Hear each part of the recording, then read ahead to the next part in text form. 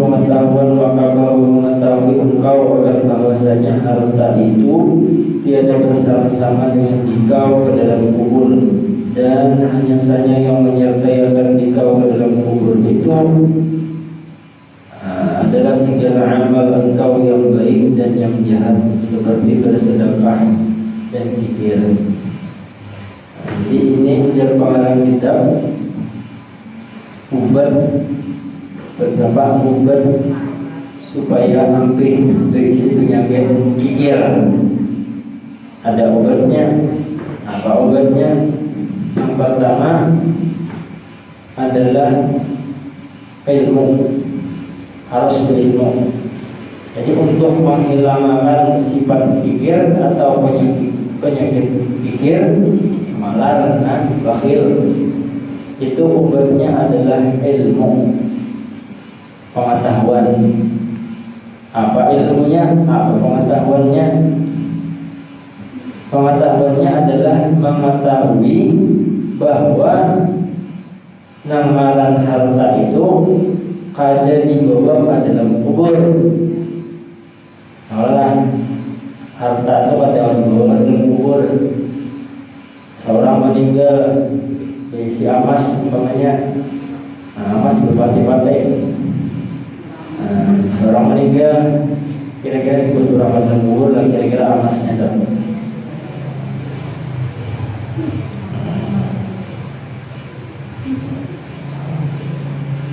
Amasnya diberi dalam kubur kada kira-kira ternyata ya dipikir orang. Jadi nampak alam kubur yang dibuat itu kayak kapan warai, yang lain apa dah biar suki, bisi rumah banyak, rumah gena, umpamanya ada seorang meninggal, lalu rumah-rumahnya dipatang. Ada. Jadi ke alam kubur, ke alam barzakh, seorang aneh biar umpamanya orang lagi bini gitu, orang lagi meninggal, ada apa nih? Bini juga dipatang. Nah, apa bini dipatang?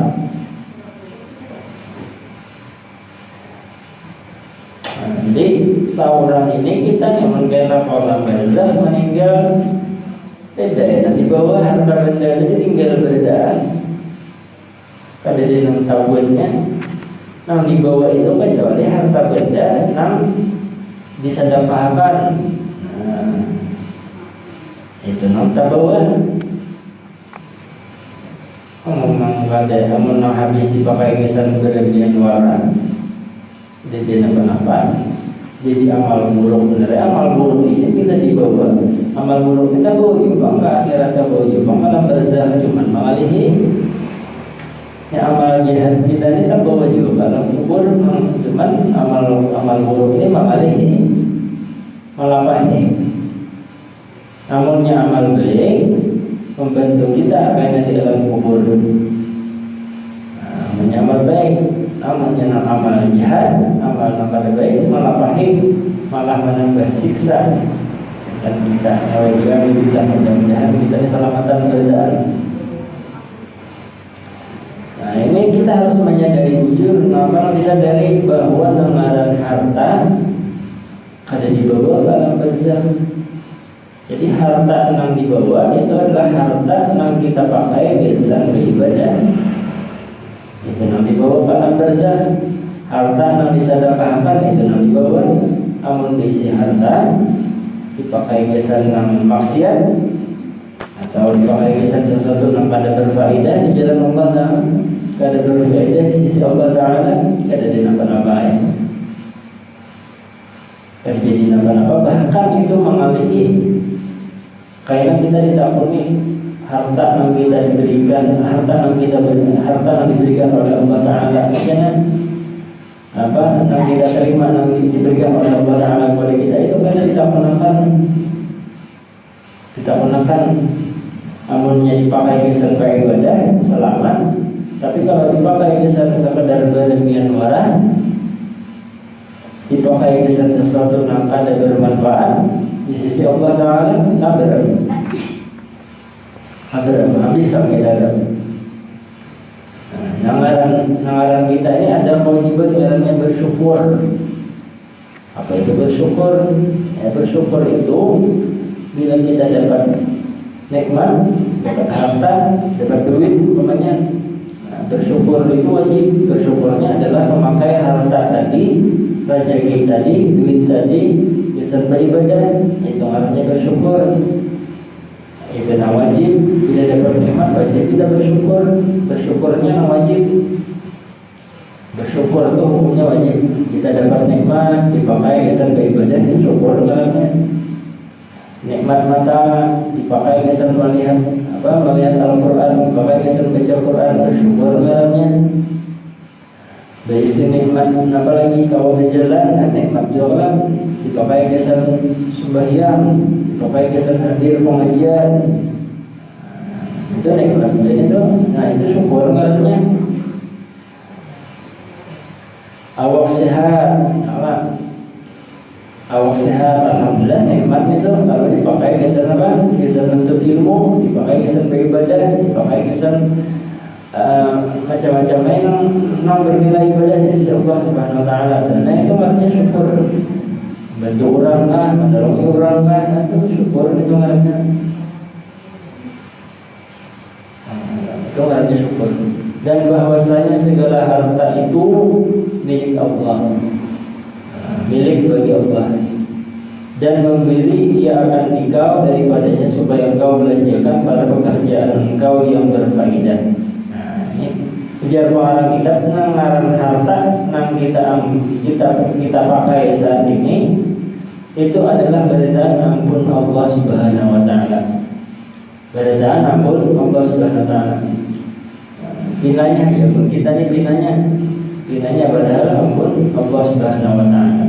Harta rezeki yang dititipkan oleh Allah kepada kita, dan memberi ia akan dikau daripadanya. Dan Allah Taala itu memberikan rezeki, memberikan nikmat kepada kita supaya apa?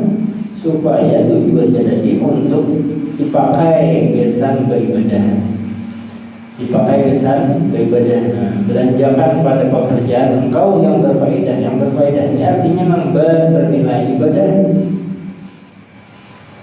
Besi duit ya dipakai kesan supaya kau beribadah tadi. Besi duit dipakai kesan nukar makan namanya. Nukar makan bedanya kau makan dinyatakan kesan supaya kau beribadah. Nah itu ibadah. Kita berniat untuk melakukan sesuatu, kita misalnya kita nih berniat hendak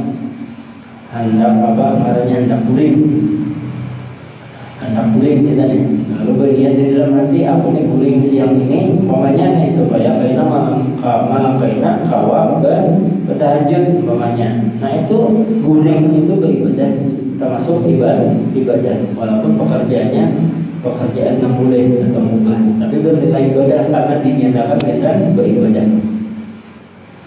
Sama kayak kita makan tuh jangan kada ingat dinyatakan kesan beribadah supaya waktu makan dapat pahala juga. Aku nih hendak makan, ulunnya hendak makan ya Allah, ulunnya makan supaya kayaknya kawas sembahyang duha, umpamanya makan besokan kan. Supaya kain tahan sampai yang 12 rakaat umpamanya. Nah, itu makannya itu beribadah, sudah termasuk ibadah. Jadi kita dituntut oleh Allah Taala untuk apa? Untuk menjalankan ketaatan. Kita menjalankan ketaatan, kita dapat nikmat daripada Allah Subhanahu Wa Taala. Nikmat tadi dipakai besar beribadah. Itu yang dituntut, hitungannya bersyukur. Kita dituntut bersyukur kepada Allah Subhanahu Wa Taala. Jadi nama bersyukur itu artinya adalah kita menjalankan kewajiban kita kepada Allah Subhanahu Wa Taala. Kita menjalankan kita beribadah, kita menjalankan ibadah kepada Allah Subhanahu Wa Taala. Itu namanya syukur. Itu namanya bersyukur. Ini nama wajib. Jadi bila dapat nikmat dinyatakan benar, jangan sampai nikmat yang kita dapatkan saat ini dipakai kesan maksiat. Dipakai kesan maksiat itu berarti kufur nikmat artinya. La in syakartum la azidannakum wa la in kafartum inna 'adzabi lasyadid.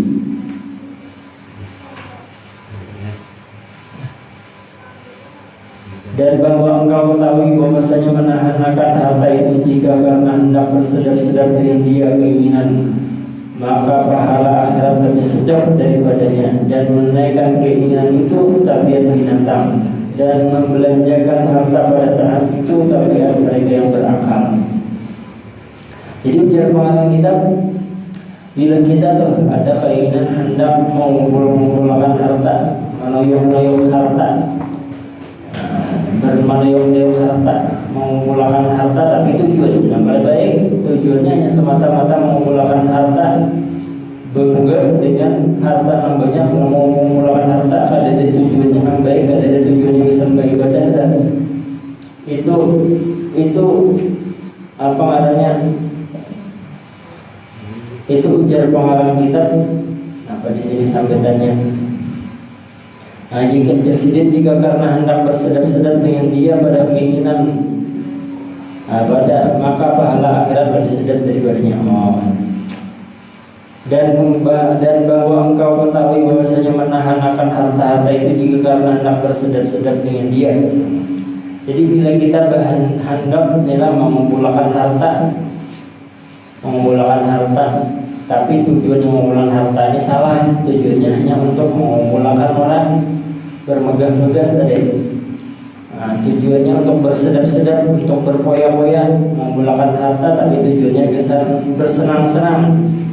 Maka ujar pengarang kitab, bersedap-sedap di dunia, bersenang-senang di dunia itu tidak apa-apanya bila dibandingkan dengan bersenang-senang di akhirat. Ya, pilih mana? Pilih bersenang-senang di dunia apa? Pilih bersenang-senang di akhirat ya. Intinya itu ujar pengarang kita, bila kita hendak bersenang-senang di akhirat, itu pakailah harta tadi dengan niat atau tujuannya bisa beribadah kepada Allah Subhanahu wa taala. Tapi kalau hanya untuk bersenang-senang di dunia, itu pada salawasan, kalaupun nyaman juga, kalau sebanding dengan kenyamanan akhirat. Kenyamanan di dunia ini berbatas. Kenyamanan di dunia berbatas, kada salawasan. Tapi kalau kenyamanan di akhirat, nikmat akhirat itu ada berbatas. Kalau di dunia ini ada batasnya, ada lawas. Jadi kada perlu kita bersenang-senang di dunia. Tapi biasanya kalau orang mencari akhirat, kalau orang mencari kesenangan akhirat, ini biasanya orang macam ini di dunianya sudah dapat bahagia. Jadi kalau orang mencari kebahagiaan, kalau orang hidup mencari kesenangan di akhirat, punya hidupnya tujuannya supaya kau mendapatkan kesenangan di akhirat. Intinya bila niatnya tujuannya macam itu, biasanya orang ini di dunia pun sudah bahagia.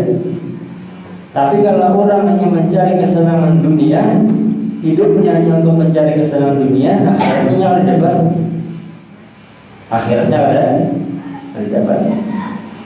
Berbanding tabalik dengan orang-orang yang tujuannya hanya untuk akhiratnya, mencari kebahagiaan di akhirat. Di dunianya bahagia, di dunianya nyaman. Lihat aja orang-orang soleh itu ada sedikit meninggal dalam husnul khatimah, tapi di dunianya pun menjadi orang sugih. Itu ada sedikit. Di dunianya nyaman, di akhirat nyaman. Bukan kenapa? Karena mengejar kebahagiaan akhirat, lalu dapat juga diberikan oleh Allah Taala kesenangan di dunia. Ajar orang kita di sini bersedap-sedap di dunia itu pada sebanding dengan bersedap-sedap di akhirat. Lebih baik kita, kalau orang berakal, orang mungkin adalah memilih untuk bersedap-sedap di akhirat dan menunaikan dan bersenang-senang di dunia. Itu kejar para kita itu seperti tabiatnya binatang sendiri. Artinya orang yang dianggap ada berakal kita. Bila orang hanya mengejar dunia, mengejar sesuatu yang akan sirna, yang kada kawa nang kada nang nikmat, nang mengejar sesuatu, nang nikmatnya kada seberapa kalau dibandingkan dengan akhirat. Itu kira-kira adalah orang yang tiada berakal. Tidak berakal, orang menyayangi dunia, lalu akhiratnya kada apa namanya, kada tahirani lagi, kada dunia lagi. Ini ngarannya orang yang tidak berakal seperti. Tapi ada orang tak melakukan daripada orang yang kada berakal. Nah, orang yang punya akal, orang yang punya kecerdasan adalah orang yang membelanjakan harta yang didapatnya kepada taat kepada Allah Subhanahu wa taala. Maksudnya membelanjakannya artinya memakai nikmat yang diberikan oleh Allah Subhanahu wa taala dipakai besan beribadah. Nikmat misalnya umur, ya, nikmat itu kan kada mesti harta, umur, kesehatan, Allah sehat, mata kau melihat, telinga kau mendengar, belum makan kau aja. Aku jah segaring awak jah, masakan nyaman awak jah, tapi nasi kuning habis saja sebungkus. Itu nikmatnya itu kepada garing. Nasi kuning habis sebungkus, makan yang porsi genal itu pulang. Nyaman aja berarti masih liur. Jadi amalnya kita masih nyaman makan tuh, alhamdulillah itu nikmat gitu. Apalagi yang makannya kada berpemantang, wah itu nikmat tuh. Wah ini apa, orang nambah duit, banyak duit, tapi bahan kada boleh makan ini, ya kada boleh makan itu. Bilang sarapannya kada boleh. Apa artinya banyak duit namun sarapan kada boleh dimakan? Namun kita biar aja seadanya, tapi alhamdulillah kada berpemantang. Artinya kan berpenyakit dah. Alhamdulillah sarapannya dimakan, asal jangan masin jadi makan. Masin dimakan patahan gigi. Ini jar pengarang kitab nih. Jadi kita membelanjakan harta, kita memakai harta tujuannya kesan beribadah. Berisi mata dipakai kesan beribadah, dipakai kesan baca Quran. Berisi awal nasihat, dipakai kesan memperbanyak ibadah. Misalnya memperbanyak sholat tahajud zikir berisi tenaga nafwar, dipakai kesan beribadah. Ibadahnya apa? Ibadahnya menolongi orang. Menolongi orang pakai tenaga itu kan aja juga, karena mesti menolongi orang tuh pakai duit saja, tapi pakai tenaga pun apa? Itu ibadah. Berisikan kendaraan, pulang ke majelis, kendaraan hanya pulang, pulang ke majelis, lagi bini umpamanya. Nah ini tuh maksudnya memakai nikmat jalan Allah Taala, itu maksudnya bersyukur. Ya, bersyukur apa? Bersyukur berisi kendaraan hanyar, itu maksudnya bersyukur.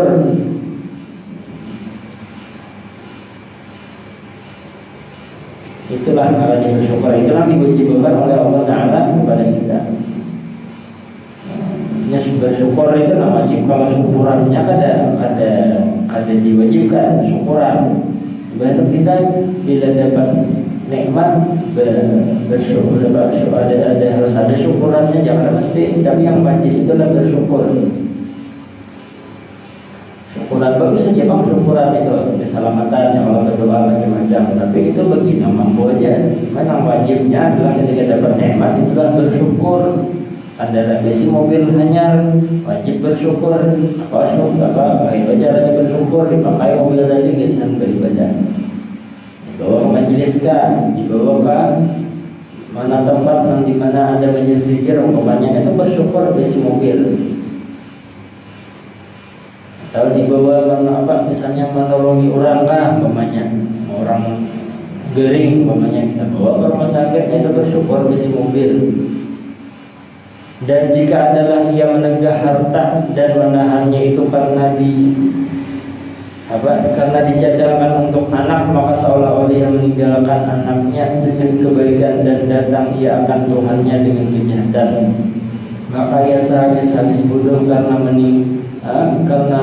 menyenangkan ia akan orang lain dengan memberi mudarat ia akan dirinya sendiri. Dan jika ada, jar pengarang kitab ini, ia itu mengumpulkan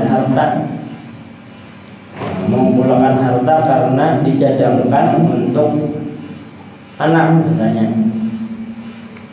dicadangkan untuk anak, maka seolah-olah ia meninggalkan anaknya dengan kebaikan dan datang ia akan Tuhannya dengan kejahatan. Jadi maksudnya itu kita itu menyemati si anaknya.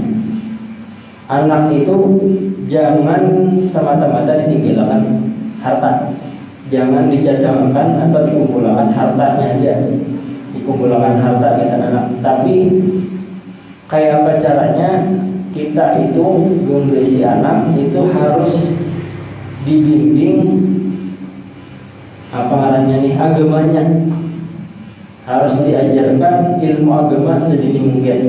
Jadi harta ditinggali, agama ditinggali, jangan bertunggal harta aja.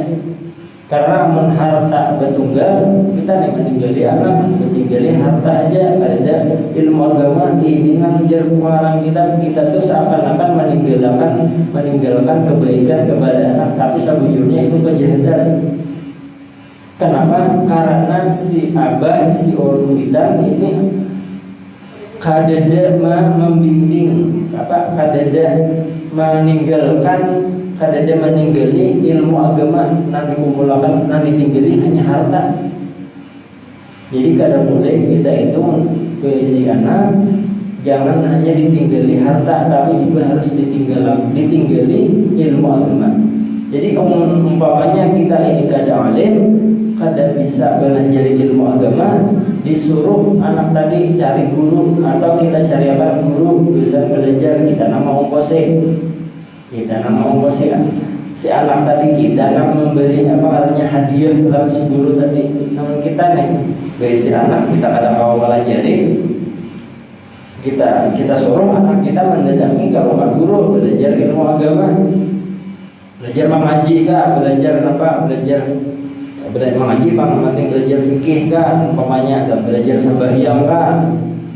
Nah itu peninggalan luar biasa baiknya. Jadi jangan ditinggali harta aja, tapi anak buah harus ditinggali ilmu agama. Ini pentingnya, karena anak tahu di agama ini kawan memanfaatkan harta peninggalan abahnya gasan beribadah.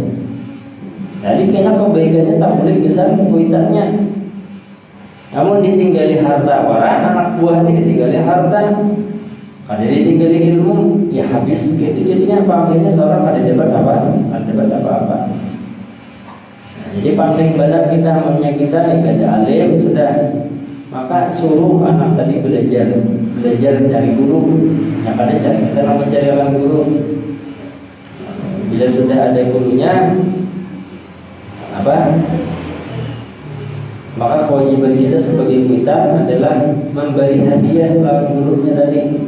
Karena ini kita anak kita belajar lawan guru, itu kita seharusnya belajar memberi adab. Apa adabnya?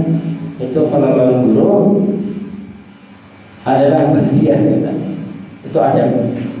Kalau ada guru kita tempat belajar, itu adabnya kita. Walaupun guru kita tuh ada minta apa-apa, karena ikhlas ini, cuman kita tempat belajar atau anak kita tempat belajar itu, karena kita harus paham kan. Namun guru melajari sudah sedini, insya Allah sudah ikhlas melajari mengaji umpamanya. Tapi kita ampun anak ini harus berpikir mengerti supaya apa?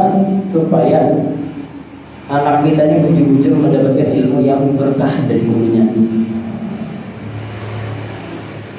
Maka ia sehabis-habis bodoh. Jangan pengarang kitab saja menyambat sehabis-habis bodoh. Sehabis bodoh orang meninggali harta hajat pada anak, ada meninggali ilmu agama ada. Padahal yang penting itu meninggali anak buah dengan ilmu agama. Walaupun meninggal dengan harta kan masalah juga, cuman jangan sampai ilmu agama yang ditinggal ilmu agamanya kada pengaruhnya kada dilejarkan kepada anak buah. Orang yang bagus menyakawat ribunya apakah harta ditinggali, ilmu agama ditinggali. Dan yang bagus menyakawat, amun yang ada kawadunya ilmu agama barang ditinggali. Jangan sampai harta aja yang ditinggali, bisa anak buah. Dan adapun pekerjaan yang memberati engkau akan diri engkau dan menggagahi engkau akan dia atas pemberi dan atas pemurah, dan senantiasa memperbuat engkau akan yang demikian itu hingga jadilah murah itu adat bagi engkau, dan bahwa menipu engkau akan diri engkau dengan baik nama jika engkau pemurah dan dengan mendapat balasan dunia dan akhirat. Maka kemudian daripada sudah beradat engkau mengeluarkan harta dan pemurah, maka hendaklah menghilangkan engkau akan ini tipu dengan diangsur-angsur sedikit demi sedikit. Wallahu a'lam. Dan pekerjaan maka memberati engkau akan diri engkau dengan menggagahi engkau akan dia atas pemberi dan atas murah, dan senantiasa memperbuat engkau akan yang demikian itu hingga jadilah murah itu adat bagi engkau. Jadi ujar pengarang kitab itu kayak ini, kita itu sendiri hendak menjadi orang yang pemurah itu harus bertahap menghilangkan sifat bakhil atau menjadi orang yang pemurah. Ujar sendiri itu perlu latihan. Apa latihannya? Amun memberi banyak bisa kita beri ya Allah, tapi memberi kayak apa caranya menjadi sifat pemurah, berlatih memberi mulai sedikit dulu, cuma rutin membiasakan tujuannya. Umpamanya lah, kayak misalnya di celengan di masjid umpamanya, kita ini berniat sudah bila saben tulang sama sigit umpamanya nih mandak 1000 kecelengan saben Jumat sudah sampai 4 minggu umpamanya saben 1000. Sebulan kalau sudah ada 4 minggu umpamanya nih. Nah bulan berikutnya dinaikkan jadi berapa? 2000 umpamanya. Jadi 2000 seminggu 2000. Bulan berikutnya naik lagi 3000. Nah, seminggu 3000 umpamanya. Nah, Jumat berikutnya 3000. Minggu berikutnya bulan berikutnya bernaik pula 4000. Sampai kayaknya umpamanya naik terus sumbangan tadi. Nah, itu teknik atau cara kita menghilangkan sifat bakhil. Itu kayak caranya ada kawan langsung pemulaan itu bisa 20.000, bisa minggu berikutnya sampai. Tapi kan bagaimana batundaan diangsur pambehannya kawan umpamanya seminggu itu bisa 50.000, sebulan 200 umpamanya lah. Bahagia ke masjid umpamanya kan. Nah itu latihannya mulai halus dulu, halus kawan naik sampai pampiannya kawan banyak. Nah ini jersiden karena bila sudah kita kawan merubah kebiasaan nyaman jadinya. Cuman merubah kebiasaan dimulai dari hal-hal yang halus dulu, bagaimana batundaan sampai akhirnya karena kawan kita menggawi atau bahagia dengan nilai yang benar, sampai karena akhirnya kawan memiliki sifat pemurah tadi. Sifat pemurah kawan menolongi orang, menolongi orang itu awalnya latihan dulu. Ada kegembangan itu latihan riyadhah, namanya riyadhah nafs, latihan diri, latihan jiwa. Wallahu a'lam. bisawab kita akan tahlil adalah Fatilah Hadrat Sayyidina Khalid Syarif. Al-Fatihah. Ya kan hamdi sallallahu alaihi wasallam wa alladhina alayhim wa ala dhikrillah inda al-qulub wa dhikri fa'lam annahu la ilaha illallah la ilaha illallah la ilaha illallah la ilaha illallah la ilaha illallah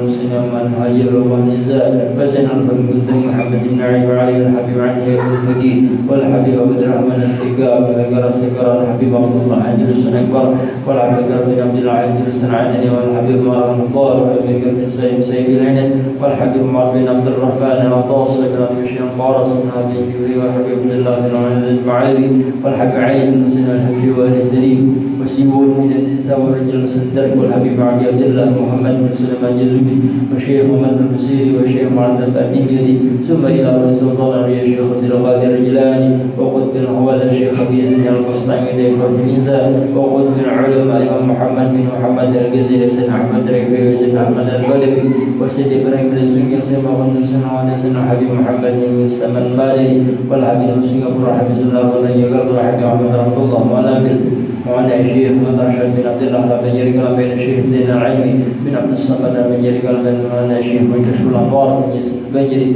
والشيخ سيد محمد بن عبد الغني البقي والشيخ الشرعي عبد الباقي والشيخ الشرعي يرحمكم الله والشيخ مسمى الولي والشيخ مسمى الجليل والشيخنا وامامنا وقدواتنا وروحنا الشيخ محمد زين بن عبد الغني سلكم ثم الى روح شيخنا وروحنا محمد بن سلكم ثم الى روح المعلمين وشيخنا واهله وصائم زوجاتهم وبانهم وذريتهم وتلميذاتهم واجرهم من القيامه ثم الى أرواح والدنا وجدنا جدنا وآبائنا وجيرنا وسن أرواح ذبائح سريتهم من صبرا ثم إلى أرواح المسلمين والمسلمات والمؤمنات اللهم اغفر لهم وارحمهم وعافهم عنهم اللهم اغفر لهم وارحمهم عنهم وانزل الرحمة اللهم اغفر لهم وارحمهم عنهم اللهم انزل الرحمة والمغفرة والشفاعة من جميع القبور من المسلمين والمسلمات والمؤمنات برحمتك يا أرحم الراحمين ربنا تقبل منا إنك أنت السميع العليم وتب علينا أنت التواب الرحيم ربنا آتنا في الدنيا حسنة وفي الآخرة حسنة وقنا عذاب النار صلى الله عليه وسلم محمد وعلى آله وسلم سبحان ربك رب العزة عما يصفون وسلام على المرسلين الحمد لله رب العالمين الله أكبر